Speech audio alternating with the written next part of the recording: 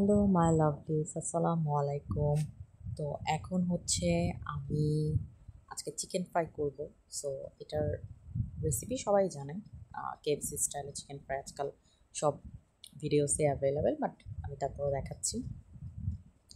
তো এই তো আমি পানিতে ডিপ করে নিলাম এটা, তারপরে হচ্ছে একবার আটায় চুবিয়ে পানিতে ডিপ করে আবার হচ্ছে আটার মধ্যে দিয়ে তারপর একটু মুঠি করে, যাতে মানে আটাগুলো চিকেন ফ্রাইয়ের সাথে একদম লেগে থাকে ওরকম করে তারপরে হচ্ছে আমি ছেড়ে দিলাম গরম তেলে। এই সো এইভাবে করে বানালে একটু মানে চুলার আঁচটা একটু কম দিয়ে রাখতে হবে, তাহলে যেটা হবে যেটা ভালো করে সিদ্ধ হবে ভিতর থেকে। আর প্রথমে একটা ট্রিক্স আছে, এটাও সবাই জানে, তারপরে বলে রাখি যে আটায় যখন আমি এটা গড়াচ্ছি তো এটা একটু ঝেড়ে নিতে হবে আটাটা।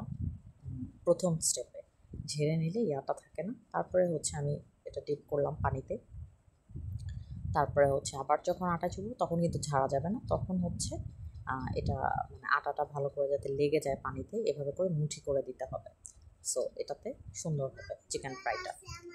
তো এই এখন হচ্ছে আমি এখানে সুন্দর করে সব চিকেন ফ্রাইগুলো ছেড়ে দিচ্ছি। তো চিকেন ফ্রাইগুলো হচ্ছে আর তেলটা একটু গরম। আচ্ছা, তো এখন হচ্ছে চিকেন ফ্রাইগুলো হচ্ছে। তো এটা হচ্ছে আমি আঁচটা একদম মানে লো হিটে দিয়েছি, যাতে করে আর কি চিকেন ফ্রাইটা ভালো করে হয়, ভিতরের ইয়াটা যাতে সফট হয় আর কি, কাঁচা কাঁচা না থেকে যায়। সো এটাই। আর ও হ্যাঁ, আমি কিন্তু আটার মধ্যে একটু চালের গুঁড়ো, একটু মরিচের গুঁড়ো আর হচ্ছে একটু লবণ সামান্য এটা অ্যাড করে নিয়েছি। এটাও সবাই জানে। চালের গুঁড়োটা হয়তো অনেকে জানে না, ক্রিস্পি হয় অনেক বেশি চালের গুঁড়ো দিলে। অনেকে শুধু আটা দিয়ে করে, সেটা দিয়েও করা যায়, বাট আপনি যদি ক্রিস্পিনেসটা বেশি চান তাহলে চালের গুঁড়ো দেবেন।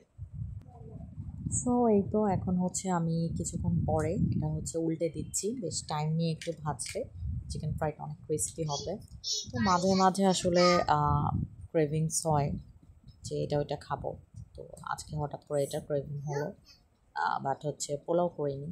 পোলাও করতে চেয়েছিলাম, বাট দেখলাম পোলার চাল নেই। সো ভাবলাম আচ্ছা ঠিক আছে, বাসায় চিকেন আছে, একটু ম্যারিনেট করে তারপরে হচ্ছে ওয়ান নাইট রাখলে ভালো হয়, বা হচ্ছে বেশ কিছুক্ষণ রাখলে ভালো হয়। আমি সেটা করিনি, যেহেতু আমি ইনস্ট্যান্ট এটা করেছি।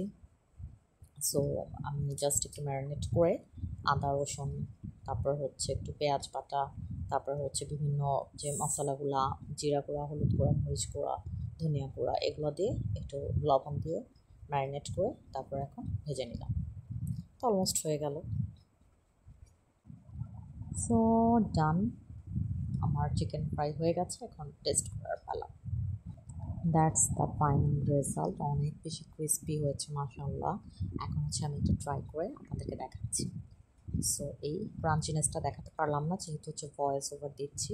সো এই দেখেন কতটা জুসি, কতটা ইয়াম্মি। সো এইভাবে করে আপনারা চিকেন ফ্রাই বানাবেন। Good bye.